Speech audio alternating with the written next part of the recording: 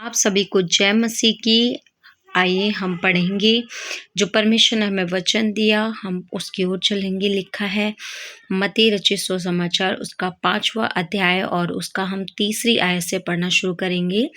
लिखा है, धन्य है वे जो मन के दीन हैं, क्योंकि स्वर्ग का राज्य उन्हीं का है। हालेलुया। देखिए, परमेश्वर कहते हैं धन्य है वे जो मन के दीन है, मतलब अपने मन में वो हम्बल होना जानते हैं, अपने मन में वो एक अपने आप को बिल्कुल छोटा बनाना समझते हैं।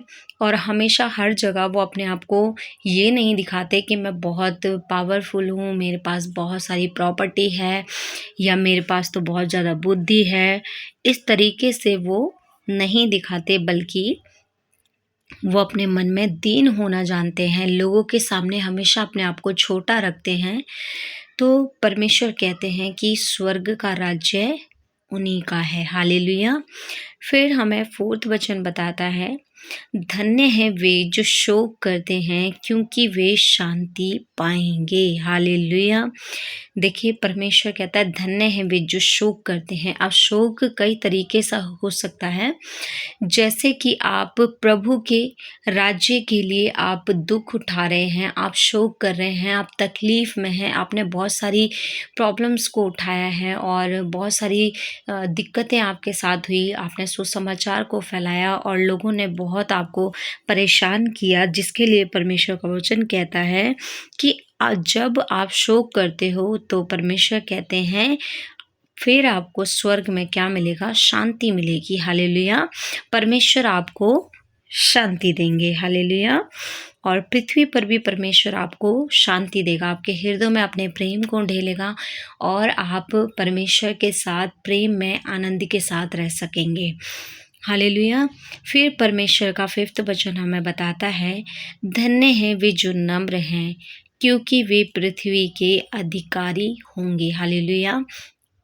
देखिए, परमेश्वर अथॉरिटी और परमेश्वर ने जो पृथ्वी का अधिकार है वो उनको दिया है जो अपने मन में हम्बल हैं। हालेलुया। जो अपने मन में दीन हैं, बिल्कुल नम्र स्वभाव है उनका। वो किसी से ऊंची आवाज़ में बात भी नहीं करना चाहते, वो हर किसी के साथ एकदम पोलाइटली बात करते हैं, उनके मुख से मधुर वाणी निकलती है और वो दूसरों की हमेशा ये सोचते हैं कि दूसरों का भला हो और वो अपने आप को पीछे रखते हैं। वह अपनी चिंता ना करके वो दूसरों की चिंता करते हैं और अपने मन में बहुत नम्र स्वभाव रखते हैं।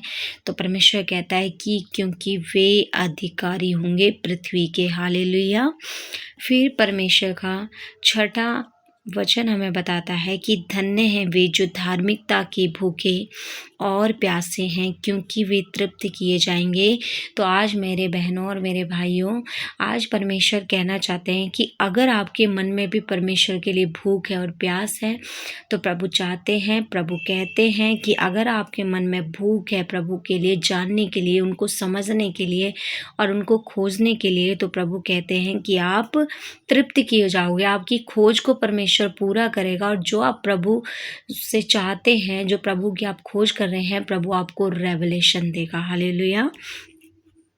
फिर परमेश्वर का वचन कहता है 7वें आयत में, धन्य हैं वे जो दयावंत हैं, क्योंकि उन पर दया की जाएगी। हालेलुया। देखिए, परमेश्वर हमें इस वचन से ये सिखाना चाहते हैं कि जो दूसरों पर दया दिखाते हैं, जो दूसरों के लिए हमेशा भलाई सोचते हैं, दूसरों पर हमेशा दया दिखाना जानते हैं, अगर किसी की तकलीफ़ है तो उसको हेल्प करते हैं, तो परमेश्वर कहते हैं कि जब वो दूसरों पर दया करेंगे तो परमेश्वर कहते हैं कि उन पर भी दया की जाएगी। हालेलुया। अगर आप दूसरों की हेल्प करते हैं, आप दूसरों के दुखों में खड़े रहते हैं, तो परमेश्वर कहते हैं आपसे कि आपके ऊपर भी दया की जाएगी। हालेलुया। फिर परमेश्वर का वचन हमें ऐसा बताता है 8वें आयत में कि धन्य है वे जिनके मन शुद्ध हैं, क्योंकि वे परमेश्वर को देखेंगे। देखिए, जब हमारा मन शुद्ध होगा तो हम प्रभु को देख सकते हैं, क्योंकि हमारे मन में किसी के लिए जलन नहीं होगी, कड़वाहट नहीं होगी, तो हम प्रभु को देख सकते हैं। अगर हमारे मन में किसी के लिए विरोध है तो हम नहीं देख सकते, क्योंकि जो विरोध करते हैं उनके मन में कहीं ना कहीं क्रोध आता है और क्रोध पाप को लेकर के आता है। तो इसीलिए परमेश्वर को नहीं देख सकते। इसलिए उससे पहले प्रभु चाहते हैं कि धन्य है वे जो मन के शुद्ध हैं। तो अपने मन की सबसे अधिक चौकसी करना, इसके लिए प्रभु ने कहा है। तो हमें सबसे अधिक अपने मन को शुद्ध रखने की ज़रूरत है। उसमें किसी भी प्रकार की किसी भी गंदगी को अनुमति नहीं देनी, क्योंकि हम परमेश्वर को हमेशा अपने सम्मुख देखना चाहते हैं। हालेलुया, आमीन। फिर परमेश्वर का वचन बताता है कि धन्य है वे जो मेल कराने वाले हैं, क्योंकि वे परमेश्वर के पुत्र कहलाएंगे। देखिए, जैसा कि हम सभी जानते हैं कि प्रभु यीशु मसीह ने हमारा मेल मिलाप करवाया परमेश्वर के साथ। अब हम भी उसी सेवा में हैं, तो हम भी परमेश्वर के पुत्र और पुत्रियां कहलाएंगे। हालेलुया। क्योंकि जब हम लोगों का मेल मिलाप परमेश्वर के साथ कराएंगे, तो हम भी परमेश्वर के पुत्र और पुत्री ही ठहरेंगे। आमीन, हालेलुया। फिर लिखा है 10वीं आयत में, धन्य है वे जो धार्मिकता के कारण सताए जाते हैं, क्योंकि स्वर्ग का राज्य उन्हीं का है। हालेलुया।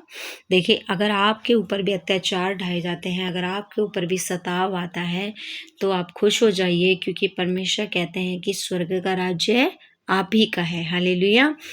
फिर परमेश्वर का वचन 11वीं आयत में कहता है कि धन्य हो तुम जब मनुष्य मेरे कारण तुम्हारी निंदा करे और सताए, झूठ बोल बोलकर तुम्हारे विरोध में सब प्रकार की बुरी बातें कहें।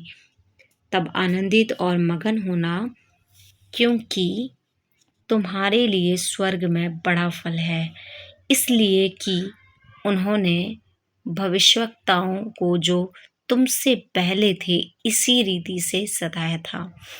तो अगर आपको भी किसी के द्वारा सताया जा रहा है, तो आप बहुत ही आनंदित होइए प्रभु के साथ, क्योंकि परमेश्वर कहते हैं कि आपके लिए स्वर्ग में बड़ा ही प्रतिफल प्रभु आपको देंगे। क्योंकि परमेश्वर ने कहा कि देखिए, जो तुमसे पहले जो भविष्यवक्ता थे उनको भी लोगों ने बहुत सताया। तो परमेश्वर कहते हैं कि आप भी खुश हो जाइए, क्योंकि स्वर्ग का राज्य आप ही के लिए है और स्वर्ग में आपके लिए बहुत बड़ा प्रतिफल है। आमीन, हालेलुया। तो मैं आशा करती हूँ कि आज के वचन आपको बहुत ही अच्छे लगे होंगे और प्रभु ने आपसे बात की होगी। इसी के साथ सभी को जय मसीह की। धन्यवाद। खुश रहिए हमेशा।